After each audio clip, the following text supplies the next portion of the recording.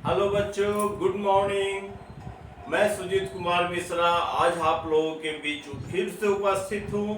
बच्चों, आज हम लोग बात करेंगे फाइनेंशियल स्टेटमेंट में। अभी हम लोग पढ़ रहे थे सोल प्रोप्राइटरशिप। तो सोल प्रोप्राइटरशिप में हम लोग देखें कि जो भी बिजनेस ट्रांजेक्शन हो रहे हैं वो सारे बिजनेस ट्रांजेक्शन को बिजनेसमैन जर्नल में लिख रहा है, फिर लेजर बना रहा है, फिर ट्रायल बैलेंस बनाया। इसके बाद फिर अब वो ये देखना चाहता है कि हमारे बिजनेस की स्थिति क्या है, बिजनेस में हमको लाभ हो रहा है या हानि हो रहा है। लाभ हो रहा है तो एक्चुअल कितना लाभ हो रहा है, और हमारे बिजनेस में कितने अभी लायबिलिटीज हैं, कितने एसेट्स हैं, कितना का भुगतान करना है, किससे अभी हमको लेना है। ये सारा चीज एक बिजनेसमैन साल के अंत में जानना चाहता है। इसके लिए वो एक अकाउंट का निर्माण करता है, एक स्टेटमेंट बनाता है जिसको हम लोग फाइनेंशियल स्टेटमेंट बोलते हैं, जिसके अंतर्गत trading account, profit and loss account और अंत में बैलेंस शीट बनाता है। तो बच्चों, हम लोग देखें कि ट्रेडिंग अकाउंट क्यों बनाया जाता है, प्रॉफिट एंड लॉस अकाउंट क्यों बनाया जाता है, कैसे बनाया जाता है, बैलेंस शीट क्यों बनाया जाता है, बैलेंस शीट कैसे बनता है। तो बच्चों, हम आप लोगों को बता दें कि ट्रेडिंग अकाउंट में सबसे पहले तो बिजनेसमैन ये देखना चाहता है कि हमारे बिजनेस में लाभ हुआ कि हानि हुआ।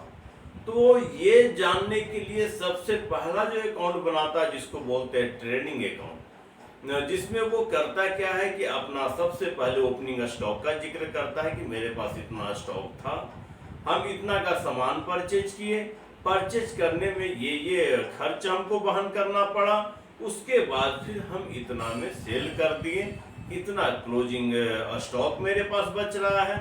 अब उसमें जो भी बैलेंसिंग फिगर है उससे उसको अपना लाभ पता चल जाता है, जिसको हम लोग ग्रॉस प्रॉफिट कहते हैं। ग्रॉस प्रॉफिट जिसका हिंदी अर्थ होता है सकल लाभ, या फिर हम बोल सके तो उसको मोटा मोटी लाभ भी हम लोग बोलते हैं। जैसे कि देख ले कि ये चश्मा का एग्जाम्पल हम लेते हैं कि जैसे ये चश्मा हम 20 रुपया में खरीदे और मान के चला जाए इसको लाने में 5 रुपया और भाड़ा हमको लगा, तो ये हो गया 20 और 5 25 रुपया। उसके बाद फिर ये चश्मा को लाने के लिए हमको मजदूरी भी लगा 5 रुपया, तो 25 और 5 30 रुपया हो गया। अब ये चश्मा को हम बेच दिए कितना में, तो 50 रुपया में। अब ये बिजनेसमैन देख चुका, ट्रेडिंग अकाउंट बनाया तो देखा कि ये चश्मा हम खरीदे थे 20 रुपया में, तो उसमें 5 रुपया हमको लाने का भाड़ा लगा, 5 रुपया मजदूरी लगा, मतलब एक्चुअल जो खर्च परचेज करने का हम जो वहन करना पड़ा वो हमको 30 रुपया लगा, और हम इसको बेचे 50 रुपया में। तो ये जो 20 रुपया का गैपिंग हुआ, ये 20 रुपया का गैपिंग ग्रॉस प्रॉफिट कहलाता है। तो ये ग्रॉस प्रॉफिट अब जान गया बिजनेसमैन, अब वो निश्चिंत हो गया। अब वो ये देखना चाहेगा कि एक्चुअल में हमको कितना लाभ हुआ है। ये तो 20 रुपया जो हुआ ये लाभ हुआ, जिसको हम लोग ग्रॉस प्रॉफिट बोले। एक्चुअल लाभ जानने के लिए क्या करेगा, तो इसमें इनडायरेक्ट रूप से बहुत सारे जो खर्च हैं वो छुपा हुआ है। अब जैसे देखिए, चश्मा आ गया, अब ये चश्मा को बेचने के लिए हम दुकान का जरूरत पड़ा, तो दुकान का रेंट हो गया। अब इसको बेचने के लिए दुकान में पंखा चल रहा है, बॉल चल रहा है, तो उसका इलेक्ट्रिसिटी खर्च हो गया। शोकेस बनाए हुए हैं तो उसके लिए खर्च हो गया। अब इस चश्मा को बेचने के लिए हमको एडवर्टीजमेंट करना पड़ा, उसका खर्च हो गया।